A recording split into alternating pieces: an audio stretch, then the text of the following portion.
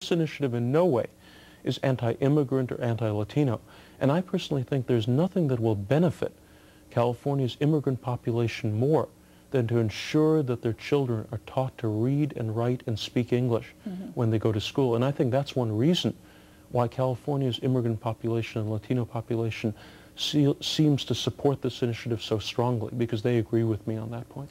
You think that the success you're having so far has anything to do with the stand you took, what was it, 3 years ago on Prop 187? I mean, you were one of what, just a handful of Republican candidates that took that stand. Yeah, I think that certainly You think that lends support, your track record? I think it lends credibility. Yeah. For example, when I say I'm pro-immigrant, and I think children should be taught English in school because it's important to our society, and it's also important to themselves and their families, I think it has a lot more credibility than it otherwise would. And again, so far we seem to have overwhelming support across all the different lines in California, despite the opposition of a lot of senior political leaders, actually sometimes of both parties, who are a little bit cautious about an issue that they see as being controversial. How is your support from legislators, both conservative and liberal? Well, I mean, privately, I've actually met with some of the most senior Latino Democrats up in Sacramento. I've had some private meetings with them, and they've read through our initiative and say this is a very reasonable initiative. It has a lot of very good points in it. But publicly, I think they're just too cautious to come out and say the same thing. On the other hand, the same thing really applies to Republicans as well. Many Republicans have privately said they agree 100% with what we're doing. But publicly, they say we just don't want to come out on it because we think it's too controversial. And I think politicians of both parties sometimes emphasize caution at the expense of support for what they really believe in. And I think that's unfortunate. Yeah, and that's kind of par for the course, as we understand. And a lot of other issues as well. I think that it's going to be interesting to see, though, how things come out at the polls on June 2nd. Ron, before we run out of time, I want to give the information to our viewers today so that they can get a hold of you. But you can reach Ron Unz at the English for the Children, and the number that you need to call would be 888-778-6439. Let me read that again. English for the Children, 888-778-6439. Ron, in closing, what would you like the viewers to know that maybe you hadn't had a chance to address? I mean, this is a vast issue. You know, we may have to have you back as time progresses on this and we see the development toward the actual time for the voters to get out there. Well, I think what the voters really should recognize more than anything else is this is not a small issue. And it's not an issue that only affects California's English deficient population or immigrant population. It affects all of us. Today, the state of California's population is 50% or so made up of immigrants and their children. Half of the state's population is in the category we're talking about.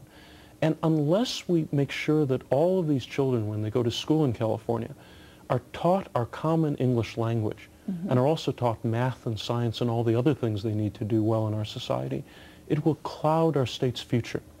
I mean, look at, for example, how many companies say that when they're trying to get people right out of high school or right out of college to work for them, they have trouble because the people who they apply for those jobs can't read or write or sometimes even speak English very well or very grammatically. And a lot of the people they're talking about are children from immigrant families, and a lot of them are children from native-born families who, again, are not given what they need in the public schools in reading and writing and grammar. So unless we unify our schools around the notion of giving these children what they need to succeed in our society, I think our state's future could be really a very dismal one.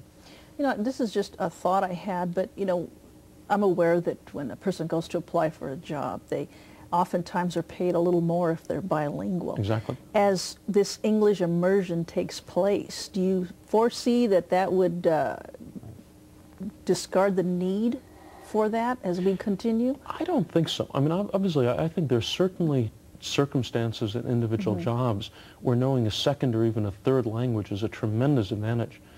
But the problem is if a child applies for any of those jobs and they can't speak English, they really almost certainly can't get any job at all. I mean, all these other languages are very important in our society, German and Chinese and Spanish and Japanese.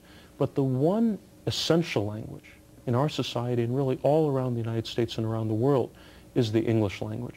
And the truth is, English is not, and never has been, the official national language of the United States. It's been our common language, but it's never been the official national language. Yeah, I'm aware of the wording difference there. But over the last 20 or 30 years especially, English has become the unofficial international language everywhere around the world.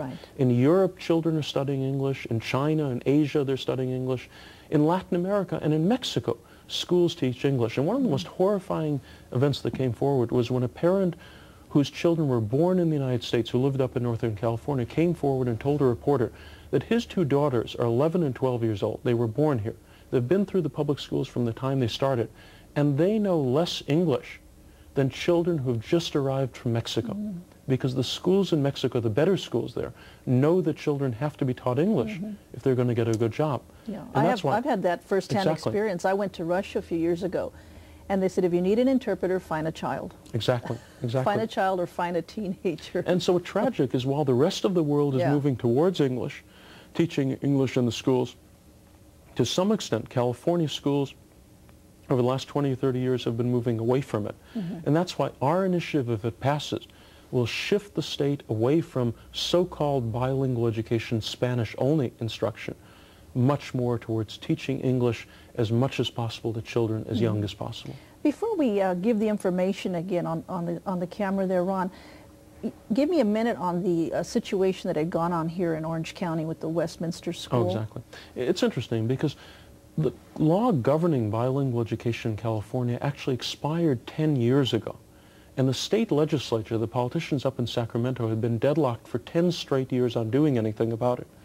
But despite the fact that the law didn't exist anymore, the state still was mandating that all local districts had to teach children only in their native language when they start school. And then a number of districts over the last few years, the District of Westminster, the District of Orange, said this system is not working and we want our children in our district to be taught English in immersion as quickly as possible.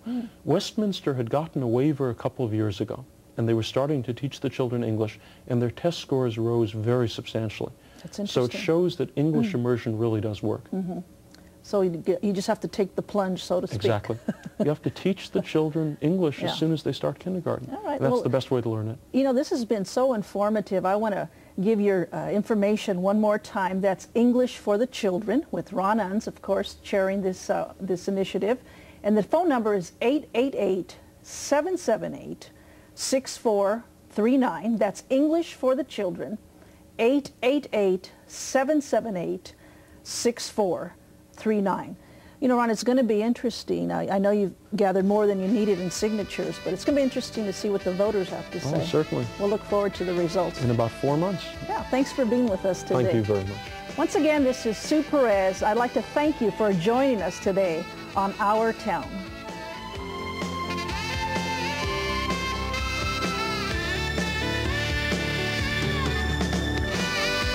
Our Town has been sponsored by the Trinity Broadcasting Network and is made possible by your love gifts and telethon pledges. We welcome your correspondence. Write to Our Town, P.O. Box A, Santa Ana, California, 92711. The views expressed on this program are not necessarily those of the Trinity Broadcasting Network.